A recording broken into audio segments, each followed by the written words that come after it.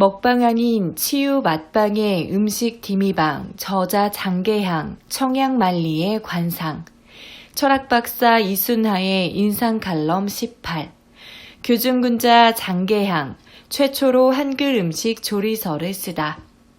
공자의 가르침에 군자는 행함을 먼저 하고 말은 뒤로 하라는 표현이 있다.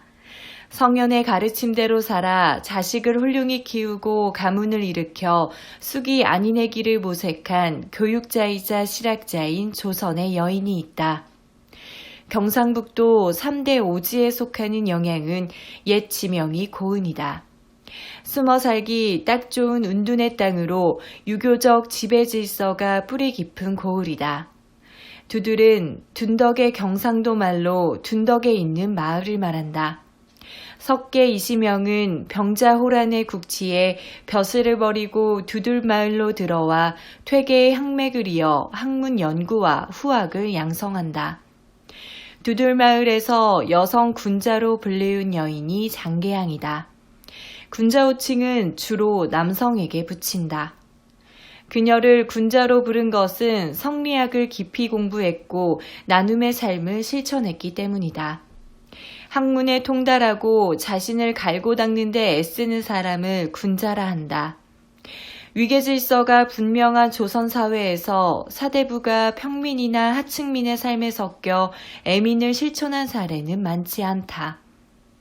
조선은 유교사회로 남존 여비의 가치관이 지배적이었다. 여성의 역할은 남성들을 도와주는 조력자에 불과해 자신을 드러내지 못했다.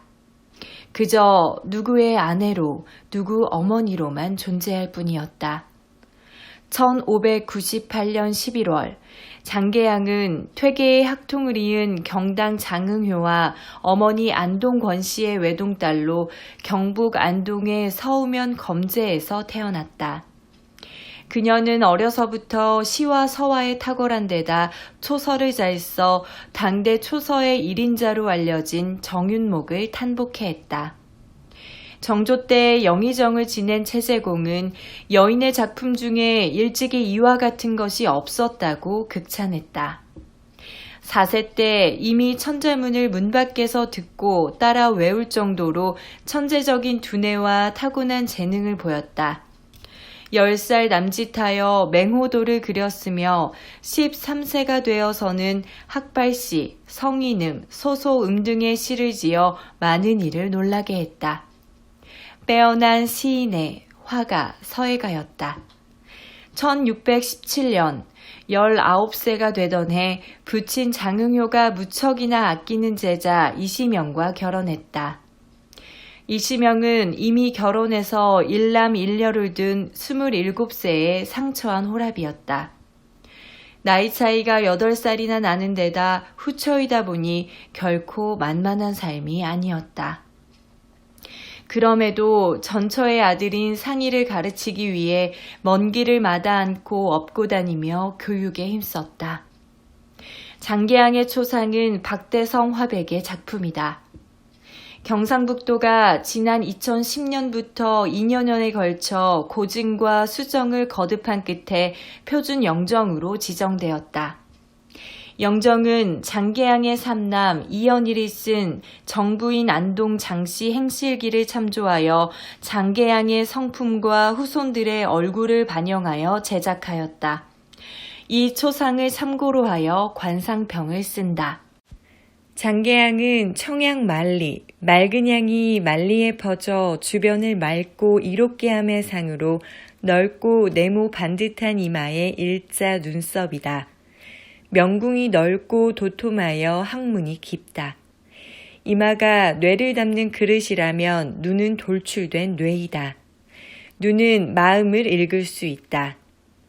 장계향의 눈은 부드러운 곡선을 이루며 가로로 길고 갸름한 용한 형태다. 눈의 끝부분에는 주름이 잡혀 있고 눈동자는 맑고 검으며 흰자 위와 동공의 구분이 선명하다. 게다가 인중이 길고 뚜렷하다. 등이 넓고 자세가 곧으며 피부에 탄력이 있다. 이러한 상은 장수와 연관이 깊다.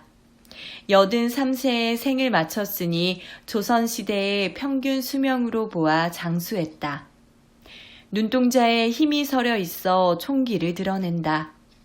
어려서부터 영특하여 시문과 서화에 능했고 수리를 잘했다. 10세 전후에 이미 시를 짓고 그림의 재주를 보인 것으로 보아 이를 말해준다. 이런 눈은 재물과 명예가 동시에 따른다.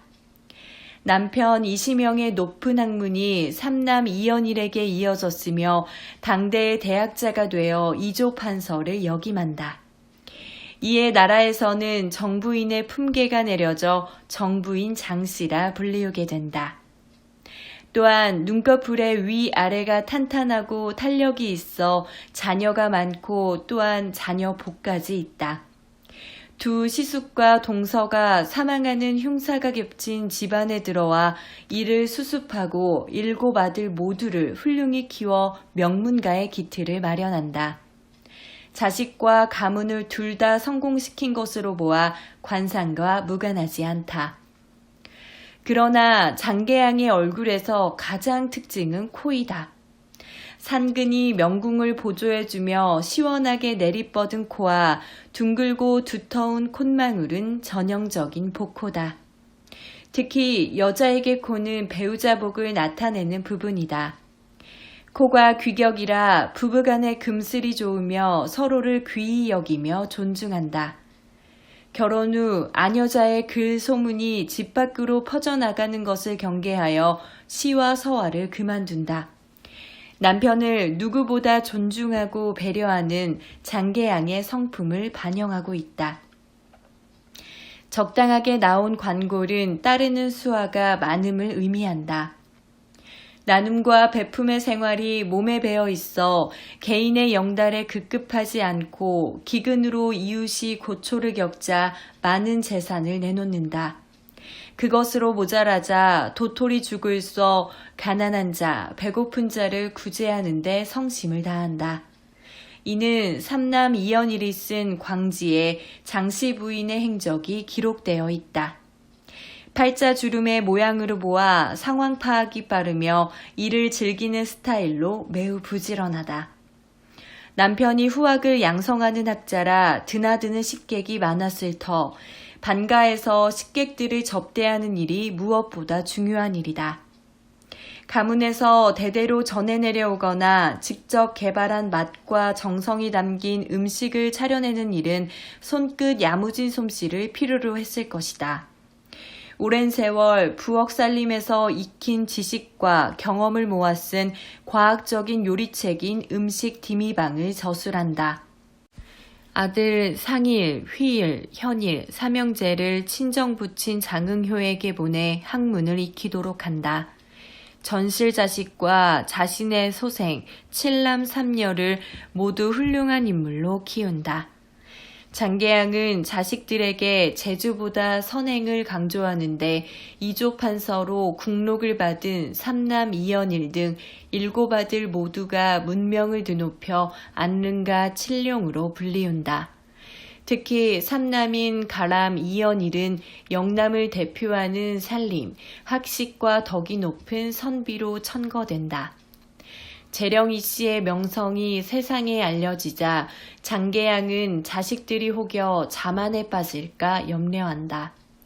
너희들이 글 잘한다는 명성은 있으나 나는 귀중하게 생각하지 않는다. 다만 선생이 있다는 말을 들으며 나는 기뻐할 따름이다며 자식들의 행동 거지를 경계했다. 1670년 73세의 여름 마지막 봉사로 중용과 춘추 좌전을 응용하여 후손을 위해 음식 디미방을 저술한다. 평생을 나누고 베풀기를 좋아한 장계양의 성품이 그대로 적혀 있다. 여성의 특유의 섬세함과 음식에 대한 관심은 그녀만의 철학을 담아 350여 년 전 종가 음식에 146가지 조리법을 기록했다. 음식 디미방을 쓴 이유는 교육과 애민이 내심에 깔려 있다. 글은 남성들의 전유물이었던 시대, 한자를 잘 모르는 여성을 위해 요리의 방법과 재료를 한글로 적어 쉽게 따라할 수 있게 하였다. 그냥 요리서라기보다 사람의 도리도 모르고 밥값을 하는 자가 드문 당시 지식인들의 위선을 나무라는 의미가 양념처럼 맛깔나지게 들어가 있다. 음식과 맛을 안다는 지미를 조립하여 음식지미라는 새로운 단어를 조립하였다. 우리나라 최초의 한글 음식 백과서이자 현존하는 최초의 한글 조리서다. 국수와 만두 등 주식을 비롯해 국, 찜, 전, 떡 등 반찬과 후식 조리법까지 있으며 재료를 보관, 저장하는 방법과 51가지의 술을 빚는 방법도 쓰여 있다. 1680년 83세 때 그녀는 눈을 감으며 유운을 남긴다. 눈이 어두운데 간신히 썼으니 뜻을 알아 이대로 시행하라. 딸 자식들은 각각 베껴가되 책을 가져갈 생각은 하지 말며 부디 상하지 않게 간수하라. 그녀의 평생이 담긴 요리 비법이니 개인이 독점하지 말라는 마음이 담겨 있다. 자식, 아내, 어머니, 며느리로서 최선을 다했다. 뛰어난 인품과 덕성, 철학이 확고한 교육자, 요리 연구가, 서예가, 화가, 과학자, 사회복지사, 1인 10역을 소화한 여장부였다. 집안은 물론 이웃과 공동체에 펼친 수신 재간은 물론 치국 평천하를 몸소 실천하였다. 유교사회에서 여인의 삶만을 살아가기도 힘들었을 텐데 그 한계를 뛰어넘어 평생을 학문과 교육, 예절, 덕성과 효행, 그리고 사회봉사를 쉰 적이 없었다. 삶 자체가 실천이 뒤따르는 실사구시 자체였다. 이렇듯 조선시대에서 다방면에 걸쳐 훌륭하고 모범적인 활동을 펼친 여성은 흔치 않다. 자녀들에게는 일신의 영달보다는 올바른 인재를 길러내라고 가르친 마음보가 컸던 여인, 나눔과 사랑을 통해 가난하고 배우지 못한 사람들에게 베품과 앓을 실천하며 진정한 행복은 나눔에 있다는 것을 안 귀중군자였다. 인생은 숨쉰 횟수가 아니라 숨 막힐 정도로 벅찬 순간을 얼마나 가졌는가로 평가된다고 그녀의 삶은 탄희관지의 일생이었다. 깨우침과 명답 속에서 정답을 찾고자 하는 게 인생이라면 그녀는 시공을 초월하여 어떻게 살아야 하는지를 알려준 선연이다. 꽃이 피기까지 아름다운 침묵이 있듯 조선을 대표하는 여성으로 현모양처로 귀중군자로 칭송하고 싶다.